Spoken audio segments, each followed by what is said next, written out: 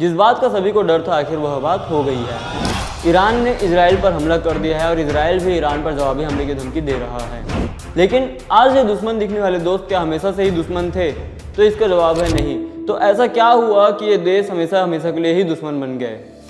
जब 1948 पर फिलिस्तीन की ज़मीन पर यहूदी देश इजराइल का निर्माण हुआ तो तुर्की के बाद ईरान ही वह दूसरा देश था जिसने इजराइल को मान्यता दी थी। हालांकि शुरुआती दिनों में दोनों देशों ने अपनी दोस्ती को जाहिर नहीं की, लेकिन पर्दे के पीछे एक दूसरे की मदद किया करते थे। लेकिन सवाल ये उठता है कि फिर अचानक ऐसा क्या हुआ कि दो देश जो एक दूसरे के लिए दोस्त जैसे थे वे अचानक से दुश्मन बन गए? तो इसका जवाब है इस्लामिक क्रांति जो ईरान में 1979 में हुई। वो इस्लामिक क्रांति जिसने ईरान को इस्लामिक देश का दर्जा दिलवाया, जिसके बाद पहलवी वंश का अंत हुआ और अयातुल्ला रूहुल्लाह खुमैनी को ईरान का सर्वोच्च नेता की गद्दी सौंपी गई। और फिर खुमैनी के दौर से ही ईरान जो है इजराइल विरोधी होने लगा और धीरे धीरे दोनों के बीच में तनाव बढ़ता गया और हालात इतने बिगड़ गए कि दोनों देशों ने एक दूसरे के यहाँ अपने नागरिकों को आने जाने से रोक दिया, साथ ही साथ दूतावास भी बंद करा दिया। और इसके बाद शुरू हो गई दोनों देशों की आपस में जंग। लेकिन ये जंग कभी भी सीधी नहीं लड़ी गई।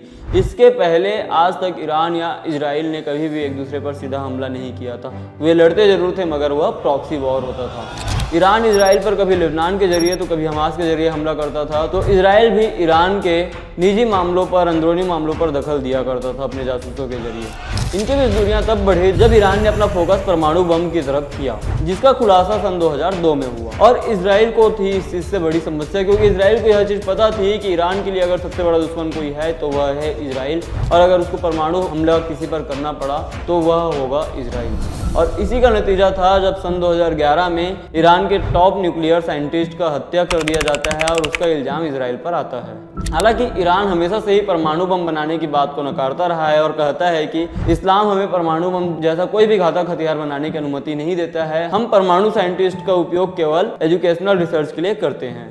हालांकि ऐसा नहीं है कि इजराइल ने कभी दोबारा ईरान के साथ दोस्ती की कोशिश नहीं की या दोनों के बीच में संबंध ठीक करने की कोशिश नहीं की। शुरुआती दौर में इजराइल ने ईरान को हथियार सप्लाई करके दोस्ती को पटरी पर लाने की कोशिश की थी। हालांकि वह समय था जब इराक उग्र हो रहा था, वह इजराइल को इराक से खतरा था। हालांकि यह कोशिश लंबे समय तक नहीं चल पाई। अगर हम इन दोनों देशों के नक्शे को देखें तो हम पाते हैं कि दोनों देश एक दूसरे से बहुत दूर है और इन दोनों के बीच का सबसे छोटा रास्ता जो है वह 2000 किलोमीटर का है। चाहे तो यह दोनों देश एक दूसरे से बगैर कोई संबंध रखे हुए भी शांतिपूर्ण तरीके से रह सकते हैं। लेकिन ऐसा क्या है कि ईरान भी इजराइल पर इंटरेस्ट लेता है, वह इजराइल भी ईरान से दूर नहीं रह पा रहा है। तो इसका सबसे बड़ा कारण है यरूशलेम। दरअसल 1948 में इजराइल की स्थापना के बाद 1967 के युद्ध में इजराइल ने यरूशलेम पर कब्जा कर लिया था और यरूशलेम वह शहर है जहां पर इस्लाम, ईसाई और यहूदी तीनों ही धर्मों के सबसे पवित्र और अहम स्थान मौजूद हैं। और उन्हीं स्थानों में से एक है मस्जिद अल अक्सा, जो कि मक्का और मदीना के बाद में इस्लाम धर्म पर तीसरा सबसे पवित्र और अहम स्थान होता है। साथ ही यरूशलेम वही शहर है जिसे इजराइल अपनी राजधानी बताता है, तो फिलिस्तीनी जो है पूर्वी यरूशलेम को अपनी राजधानी के रूप में मांग करते हैं। और ईरान का यह मानना है कि यरूशलेम पर जिसने भी नियंत्रण पा लिया, इस्लाम में उसकी ताकत सबसे अधिक होगी। और यही वह सबसे इंपॉर्टेंट वजहों में से एक है जिसकी वजह से ईरान को इजराइल पर इंटरेस्ट है। अब सवाल यह उठता है कि जब दोनों देश एक दूसरे को दुश्मन मानते हैं, यहाँ तक सन 2005 में जब ईरान ने यह भी कह दिया था कि इजराइल को हमेशा के लिए नष्ट कर दिया जाना चाहिए, तब भी इन दोनों देशों के बीच में कभी भी एक दूसरे पर सीधा वार नहीं किया गया था। अब ऐसी क्या नौबत आ गई कि ईरान को इजराइल पर सीधा वार करना पड़ा? दरअसल इसकी शुरुआत तब हुई जब हमास ने इजराइल पर हमला कर दिया और जिस हमले पर इजराइल के लगभग 1000 से अधिक लोगों की मौत हो जाती है और कुछ सैकड़ों लोगों को हमास अगवा करके ले आता है। इजराइल ने इसका इल्जाम ईरान पर लगाया और कहा कि हमास ने इस हमले की प्लानिंग ईरान पर बैठकर की थी। फिर बात तब और बिगड़ गई जब 1 अप्रैल 2024 को इजराइल ने सीरिया स्थित ईरान के दूतावास पर हमला कर दिया, जिसमें 11 लोगों की मौत हो जाती है। उन 11 लोगों में 2 ईरान के टॉप ऑफिशियल्स थे जो कि सत्ता के भी करीबी थे। वे सत्ता के कितने करीबी थे इसको इसी बात से समझा जा सकता है कि ईरानी मीडिया ने उनकी मौत को मौत अजीज बताया था। जिस हमले के बाद ईरान के सर्वोच्च नेता आयतुल्ला अली खामेनेई ने कहा कि इजराइल को उसके ऑपरेशन के लिए दंडित किया जाना चाहिए और दंडित किया जाएगा भी, और यह हमला ईरानी धरती पर हमले के बराबर है।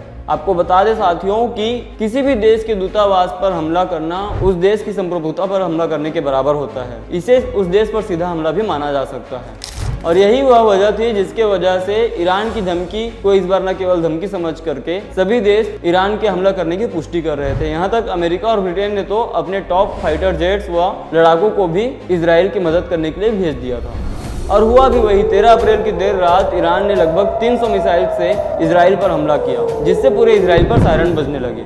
हालांकि इजराइल ने आयरन डोम की सहायता से व ब्रिटेन और अमेरिका के फाइटर जेट्स की सहायता से 99% मिसाइल्स को डीएक्टिव कर दिया व हवा में ही नष्ट कर दिया।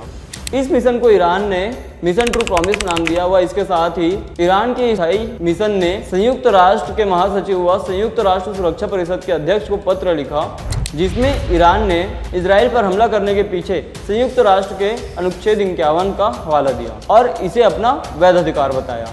घटना के बाद इजराइल के सेना के प्रवक्ता डेनियर ने कहा कि हम किसी भी तरह के हमलों पर चुप नहीं बैठेंगे व सभी प्रकार के हमलों का जवाब दिया जाएगा। वहीं इधर भारत समेत 6 देशों ने नागरिकों को ईरान व इजराइल जाने के लिए मना किया है। अब आगे क्या होगा? क्या होगा अगर इजराइल और ईरान के बीच में बदले की जंग शुरू हो जाएगी? वहीं अमेरिका ने यह कहा है कि वह इजराइल के साथ किसी भी प्रकार के हमले पर साथ नहीं देगा, लेकिन अगर ईरान उस पर हमला करता है तो वह इजराइल का डिफेंस जरूर करेगा। और यही कहना है जॉर्डन और ब्रिटेन का। तो वहीं दूसरी ओर कुछ जानकारों के बीच में विरोधाभास है इस बात को लेकर के कि अगर अमेरिका इजराइल को अपना खुला समर्थन दे देता है तो चीन और रूस भी ईरान के पक्ष में आ जाएंगे और जिसे तृतीय विश्व युद्ध का शुरुआत माना जाएगा। लेकिन खुद यूक्रेन के साथ युद्ध में फंसे हुए रशिया के लिए क्या ईरान का समर्थन करना इतना आसान होगा? अब हम जानते हैं कि क्या होगा इस वॉर का असर भारत पर, और अगर भारत को दोनों में से कोई एक पक्ष चुनना पड़ा तो भारत किसकी ओर होगा। अगर हम भारत के दोनों देशों के साथ में संबंध की बात करें तो दोनों ही देशों से भारत का बहुत पुराना संबंध है। विदेश मंत्रालय की वेबसाइट पर मौजूद दस्तावेजों के मुताबिक भारत ने इजराइल को मान्यता 1950 में दी, मगर उससे व्यापारिक संबंध सन 1992 से शुरू हुई है। 1971 के युद्ध में इजराइल ने भारत को हथियार सप्लाई की थी। साथ ही 1999 के कारगिल युद्ध में भी इजराइल ने भारत का खुला समर्थन किया था। वहीं अगर हम ईरान की बात करें तो भारत अपनी खपत का 85% कच्चा तेल जो है बाहर से आयात करता है, जिसमें से 10% कच्चा तेल ईरान से आता है। एक बड़ी बात यह भी है कि जब अमेरिका ने ईरान पर प्रतिबंध लगाए थे तो उसने कुल 7 देशों को ही व्यापार की छूट दी थी, जिसमें से भारत भी एक था। और उस समय ईरान और भारत के व्यापारिक रिश्तों को देखकर अमेरिका के एक अखबार में लेख छपी थी कि मुस्लिम मुल्क ईरान को दोस्त बनाने के लिए दुनिया का सबसे बड़ा लोकतंत्र ही मिला है। साथ ही मध्य पूर्व एशिया और यूरोप तक अपनी पहुंच बनाने के मकसद से ईरान भारत का महत्वपूर्ण पार्टनर है। ईरान में भारत चाबहार पोर्ट बना रहा है ताकि पाकिस्तान को नज़रअंदाज करते हुए भारत अफगानिस्तान और मध्य एशिया के अन्य देशों तक पहुंच सके। इस तरह युद्ध की स्थिति में किसी भी देश को चुनना भारत के लिए चुनौतीपूर्ण रहेगा। वह भारत पूरी कोशिश करेगा कि युद्ध टल जाए, या अगर होता भी है तो हम तटस्थ रहें, मतलब किसी भी देश का समर्थन करने से बचे।